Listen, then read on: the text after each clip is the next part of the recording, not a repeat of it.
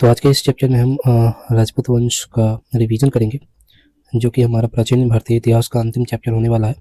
और ये छोटा सा एक ही पेज का है रिवीजन, और इसके बाद हम मध्यकालीन भारत में आएंगे। इससे पहले हम लोगों ने भक्ति आंदोलन को देख लिया था बहुत अच्छे से, जिसमें सूफी संत वगैरह को भी मैंने देख लिया था। ठीक है, तो चलिए शुरू करते हैं। राजपूत डायनेस्टी, जो कि मध्यकालीन इतिहास से रिलेटेड है, बहुत सारे शिक्षक इसे मध्यकालीन इतिहास में भी रखते हैं। तो चलिए शुरू करते हैं। राजपूत काल या पूर्व मध्यकाल। ठीक है, मध्यकाल का शुरू वाला भाग है, पूर्व लग गया। 800 ईस्वी से लेकर के 1200 ईस्वी के बीच जितने भी राजपूत का उदय हुआ है, राजपूत काल को पूर्व मध्यकाल भी कहा जाता है। ठीक है, क्योंकि मध्यकाल का ये उदय है। इसके उदय के बारे में चंद्रवरदाई की पुस्तक पृथ्वीराज रासो से जानकारी मिलती है। इस पुस्तक के अनुसार माउंट आबू पर हुए एक अग्निकुंड, हवन कुंड, ठीक है, कहाँ, माउंट आबू, जो राजस्थान में पड़ता है, जो अभी जैन के लिए सबसे अच्छा पवित्र स्थल माना जाता है। 4 वंशों का उदय हुआ, जो उनके जो एक क्या है, प्रतिहार, गुर्जर प्रतिहार वाला, दूसरा परमार, तीसरा चालुक्य, चौथा चौहान, पांचवा 4, ये 4 हो गया। ठीक है, एक एक करके पढ़े सकते हैं। प्रतिहार के बारे में हमने पीछे पढ़ चुका है। ठीक है, यही गुर्जर प्रतिहार जो था, त्रिपक्षीय संघर्ष में जो भाग लेता है।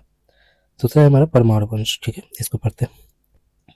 यह वंश मध्य प्रदेश के मालवा क्षेत्र में था। ठीक है, मालवा वाला क्षेत्र कौन सा है, तो ये राजस्थान का, यदि हम अरावली पर्वत ले लें और ये मध्य प्रदेश के दक्षिणी वाला भाग में विंध्या और सतपुरा ले लें, तो इससे जो घिरा हुआ जो ये वाला जो रीजन है ना, जिसमें क्या कहता है बहुत सारा चंबल नदी वगैरह है, वो मालवा का रीजन पड़ता है। ठीक है, इस वंश का सबसे योग्य शासक, इस वंश के शासक कौन थे, उपेंद्र थे। ठीक है, सबसे योग्य शासक कौन था, राजा भोज।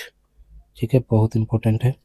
इन्होंने अपनी राजधानी धारा नगरी को बनाई थी, जो संस्कृत का प्रमुख केंद्र था। कौन सा राजधानी है, धारा नगरी। इस काल में धारा नगरी में एक विशाल सरस्वती मंदिर की स्थापना की गई थी। इस काल में ज्योतिष का विकास सर्वाधिक हुआ था। अंततः इस क्षेत्र पर दिल्ली सल्तनत का लास्ट में अधिकार हो जाता है। ठीक है, ये था परमार वंश। राजा भोज नहीं, ये होता है कहाँ राजा भोज, कहाँ गंगू तेली, जो उदाहरण दिया जाता है वो राजा भोज। अब है दूसरा गुजरात का चालुक्य, जिसे सोलंकी का चालुक्य भी बोला जाता है। ठीक है, यह वंश गुजरात के क्षेत्र में था। इसके संस्थापक कौन थे, मूलराज। ठीक है, ये पूछा जाता है, इंपॉर्टेंट है। इस वंश का शासक भीम प्रथम के सामंत विमलसा थे, जिन्होंने वस्तुपाल तेजपाल नामक अधिकारियों द्वारा दिलवाड़ा का जैन मंदिर बनवाया। बहुत इंपॉर्टेंट है, ये भी पूछा जाता है कि दिलवाड़ा का जैन मंदिर किसने बनवाया, तो भीम प्रथम के जो सामंत थे विमलसा, ठीक है, वो अपने वस्तुपाल और तेजपाल नामक अधिकारियों से बनवाया था। महमूद गजनवी ने भीम प्रथम के ही काल में सोमनाथ मंदिर पर आक्रमण किया था। ठीक है, और ये लगभग कब हुआ है आक्रमण, 1000 ईस्वी के आसपास। ठीक है, 1000 ईस्वी, 1002 से कुछ लोग 1017 तक मानते हैं, 1000 से 1017 तक। इस वंश का प्रतापिक शासक कौन था, भीम द्वितीय, जिसने 1178 ईस्वी में, ये भी इंपॉर्टेंट है, PBI, मोहम्मद गौरी को हराया था। ऐसा नहीं था कि गौरी जीत ही गया था, पहले गौरी 2-3 जगह हारा है, जिसमें सबसे पहली बार भीम द्वितीय ने हराया था। यह मोहम्मद गौरी के भारत में प्रथम पराजय थी।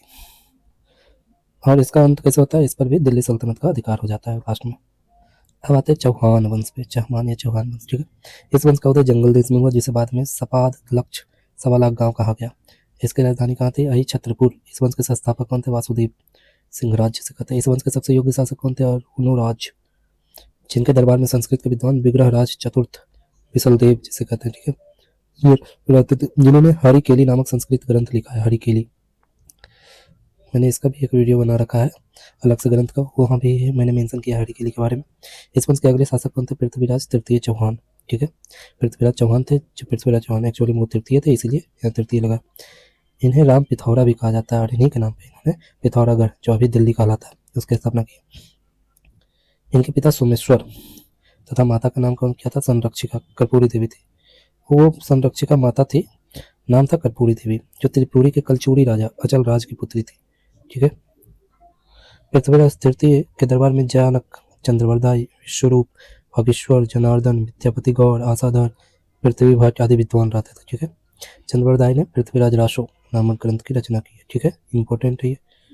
पृथ्वीराज चौहान ने जयचंद के साथ मिलकर तराइन के प्रथम युद्ध में 1191 में मोहम्मद गौरी को पराजित कर दिया था।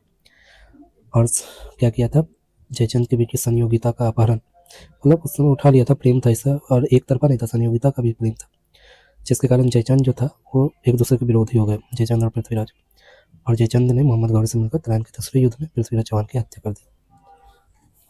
और इस युद्ध को, द्वितीय युद्ध जो 1192 में हुआ है तराइन का, एक निर्णायक घटना, जिसका टर्निंग पॉइंट कहता है ना कि भाई ये ना भाग बदल दिया भारतीय इतिहास का।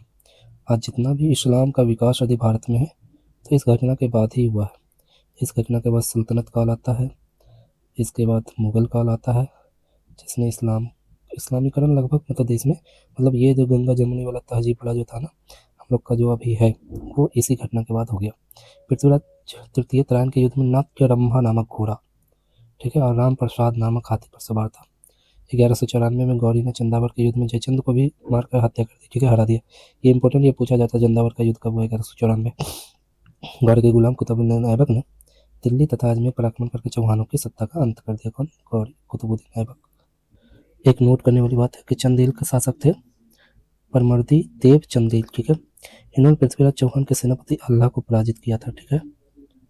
ये 4 राजपूत वंश थे, ठीक है, जिसका ऐसे मैंने और सब वंश जैसे यहाँ पे चंदेल का जो यहाँ पे इन्होंने मेंशन किया चंदेल, ये सब हम पढ़ चुके हैं, ठीक है। छोटे-छोटे राजवंशों के बारे में मैंने पीछे ही पढ़ रखा है।